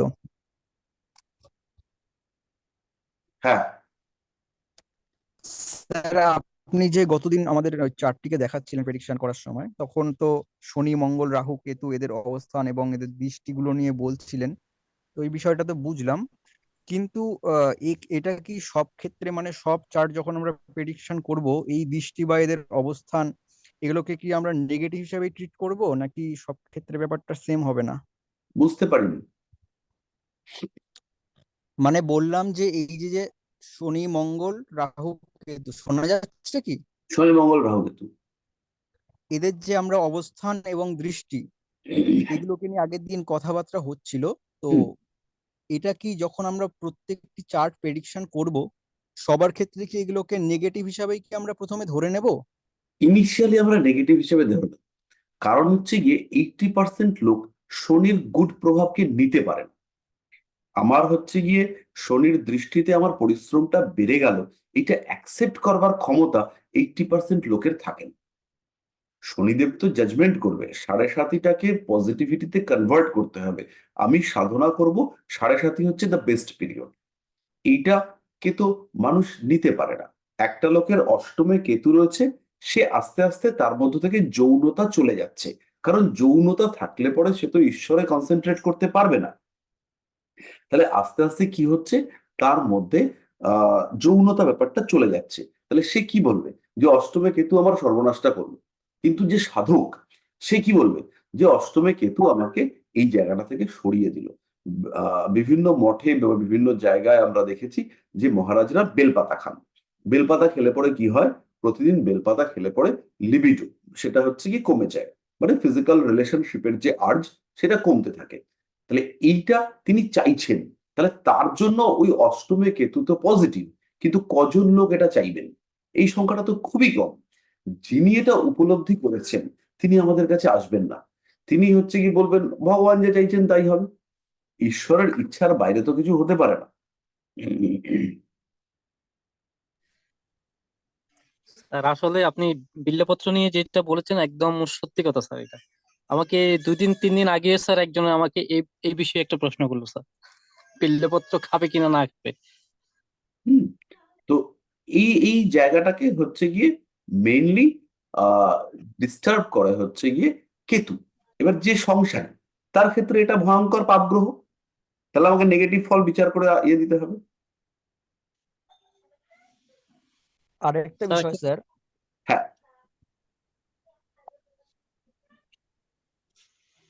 আরেকটা যে স্যার প্রশ্ন, সেটা হলো এই যে যদি কোনো একটি গ্রহ, মানে মনে করলাম আমি রাহু, মানে এই 4 জনের মধ্যে যে কোনো একজন রাহু, সে এক জায়গায় বসে আছে, তার সঙ্গেই অবস্থান করছে দেখা গেল বৃহস্পতি। তো হ্যাঁ, সেক্ষেত্রে তো রাহুরও যেখানে যেখানে দৃষ্টি পড়বে, বৃহস্পতিরও তো সেখানে সেখানে দৃষ্টি পড়বে, মানে একটা দৃষ্টি বাদ দিয়ে, দ্বাদশ দৃষ্টি বাদ দিয়ে। তাহলে এক্ষেত্রে কি সব ক্ষেত্রে কি আহ এই যে বৃহস্পতির যে শুভ প্রভাব, তা সেটা কি রাহুর নেগেটিভিটিটাকে কেটে দেবে, নাকি সব ক্ষেত্রে ব্যাপারটা প্রযোজ্য হবে না? না না, এটা হচ্ছে গিয়ে বৃহস্পতিটা কতটা রাহুর সঙ্গে সম্পর্ক করছে, বর্তমান যুগে লোকটার ক্যারেক্টারিস্টিক্সটাকে বুঝতে হবে। যদি দেখা যায় যে এই লোকটা মোটামুটি হালকা লোভী প্রকৃতির রয়েছে, তাহলে এই রাহু বৃহস্পতি কম্বিনেশন খুব ভালো। ভালো ইন দ্য সেন্স, রাহু বৃহস্পতির অ্যাক্টিভিটিকে বাড়িয়ে দেবে। রাহু বৃহস্পতির মধ্যে যে আহ ভয় আছে তাকে কমিয়ে দেবে। মানে বৃহস্পতির নেগেটিভিটিটাকে রাহু সামনে নিয়ে আসবে। আর বৃহস্পতি যে সব ক্ষেত্রে না না না না, যাবো না, আমার দ্বারা হবে না, আমি বাবা, একজন হচ্ছে গিয়ে প্রেম করতে যাচ্ছে, তো রাহু বৃহস্পতি বৃহস্পতি সেখানে রয়েছে, পঞ্চমপতি বৃহস্পতি, সরি, পঞ্চমে বৃহস্পতি রয়েছে। তো সেই ক্ষেত্রে বৃহস্পতি কি বলবে যে না, প্রেম করিস না, কি বলবে লোকে, ওরে বাবা, একদম প্রেম করবি না। এবার রাহু সেই প্রেমটাকে গোপন রাখবে, এবং রাহু কি করবে, সেই প্রেমিক কিংবা প্রেমিকাকে সেটা হচ্ছে কি এক্সপোজ করার একটা জায়গা করে দেবে। বলছি যা তো প্রেম কর, কে কি বলবে, কার কথায় কি আসে যায়। বোঝা গেল? পয়সা কড়ি আয় করবার ক্ষেত্রে একজন লোক দালালি করতে চাইছে, তো দালালি করতে গিয়ে বলছে না, দালালি করবো না, লোকে কি বলবে। হ্যাঁ, দুই ভাই এসছে, দুই ভাই আর জ্যাঠতো বোন, এটা রিসেন্ট একটা ঘটনা বলছি। জ্যাঠার জমি বিক্রি হবে, জমিটা বিক্রি করবে কে, এই দুই ভাই। জ্যাঠতো বোন সই করবে। এবার এই দুই ভাই এরা ঠিক করেছে একটা ওভার মানি করবে। ওভার মানি জানেন তো, মানে জমির যা দাম তার থেকে একটু বেশি দামে বেচবে। তো এক ভাই বলছে এই সেটা ঠিক না, এটা করা যাবে না, এটা করিস না, এটা অন্যায়, আমাদেরই তো বোন। আরেক ভাই বলছে দূর ছাড় তো, ওকে নিজেকে এসে বেচতে বল, এই যে খাটছি, রেজিস্ট্রি কাগজপত্র ইয়ে করছি, ওর যা টাকা ও তো পাচ্ছে, ও যে দাম চেয়েছে সেটা তো পেয়েছে, তার উপর থেকে আমরা যদি কিছু নেই, অসুবিধা কি? তাহলে প্রথম জন হচ্ছে বৃহস্পতির প্রভাব, না ও জানলে কি বলবে কি ভাববে। আর দ্বিতীয় জন হচ্ছে রাহু বৃহস্পতির প্রভাব, ওরটা ওকে বুঝিয়ে দেবো, ওকে ঠকাবো না, কিন্তু তার উপর থেকে যদি একটু খেতে পারি খাবো না কেন? বুঝতে পারলাম। খারাপ কোথায় হচ্ছে? লিভার, পেটের সমস্যা বাড়িয়ে দিচ্ছে, স্মৃতিশক্তি নষ্ট করছে। বোঝা গেল? বৃহস্পতির যে সঞ্চয় প্রবণতা, রাহু সেটাকে নষ্ট করছে। এটা হচ্ছে রাহু বৃহস্পতি প্রভাব। পরিষ্কার? হ্যাঁ স্যার, পরিষ্কার। একইভাবে যদি কেতু হয় সেক্ষেত্রেও কি এই ব্যাপারটাই প্রযোজ্য হবে? মানে বৃহস্পতি কেতু কেতু বৃহস্পতি। এতটা খারাপ নয়। বৃহস্পতি কেতু কম্বিনেশন জেনারেলি একটু মুটিয়ে দেয়, মানে একটু হেলদি চেহারা দেয়।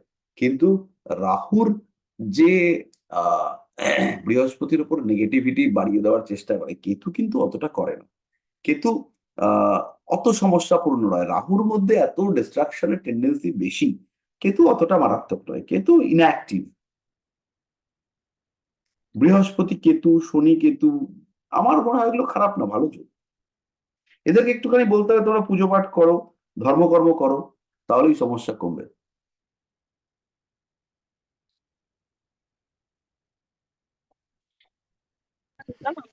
স্যার একটা প্রশ্ন ছিল, আরেকটা। হ্যালো।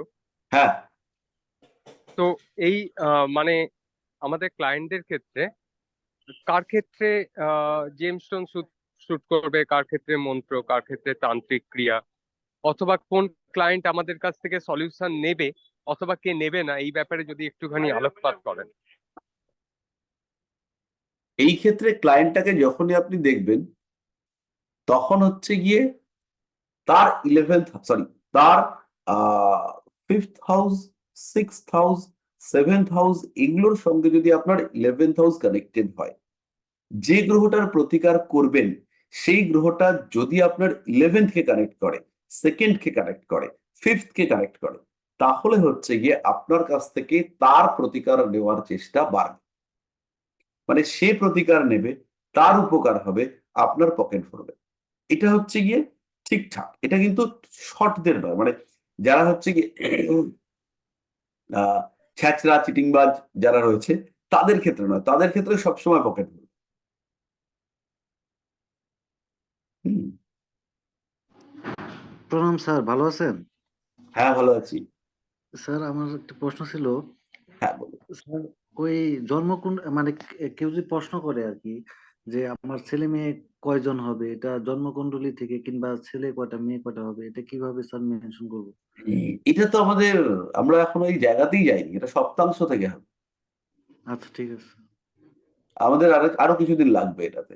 তাতেও আমরা যে সবসময় পারফেক্ট বলবো সেটা বলতে পারবো না।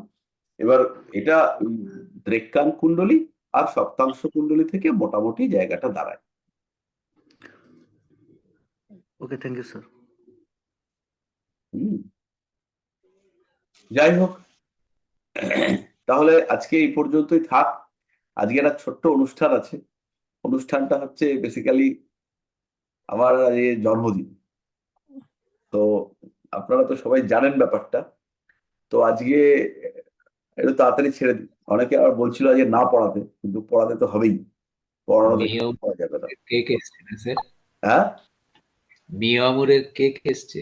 মিও আমার কেক এসছে, মোটামুটি 4টে কেক এসছে, বিভিন্ন লোক পাঠিয়ে টাঠিয়ে দিয়েছে। এছাড়াও প্রচুর উপহার টুপহার এসছে। তাহলে আমরা একটা বাদ যাচ্ছি খাবার থেকে। না না, বাদ যাবেন না, নিশ্চয়ই খাওয়া দাওয়া হবে। তো এর জন্য মিনিমাম চকলেট নিয়ে যান। চকলেট টকলেটও এসছে, এই আর কি। তো যাই হোক, আহ উম, হোয়াটসঅ্যাপ পিক শেয়ার করে দিলেই হবে। ঠিক আছে, তাহলে আজকের মতো এই পর্যন্তই থাক। আর আজকে রাত্রিবেলা আমি কোশ্চেন গুলো আপলোড করে দেবো। আজকে রাত্রিবেলা যদি করতে না পারি তাহলে কালকে মর্নিং এ কোশ্চেন গুলো আপলোড করে দেবো। তার আপনারা প্রিপেয়ার্ড হন, আমি ডেটটা ফিক্স করে দেবো, তা আমাদের একটা ডিসকাশন হবে। আর এই পর্যায়ের ক্লাস মোটামুটি এই বেসিক লেভেলের ক্লাস, যেটা জ্যোতিষ বিশারদ, সেটা হচ্ছে গিয়ে এখানে স্টপ হলো। আমাদের নেক্সট ইয়ারের প্রথম দিকে একটা কনফারেন্স হবে, সেখানে আমরা আপনাদেরকে সার্টিফিকেশন কমপ্লিট করব। তাহলে এই পর্যন্তই থাক আজকে।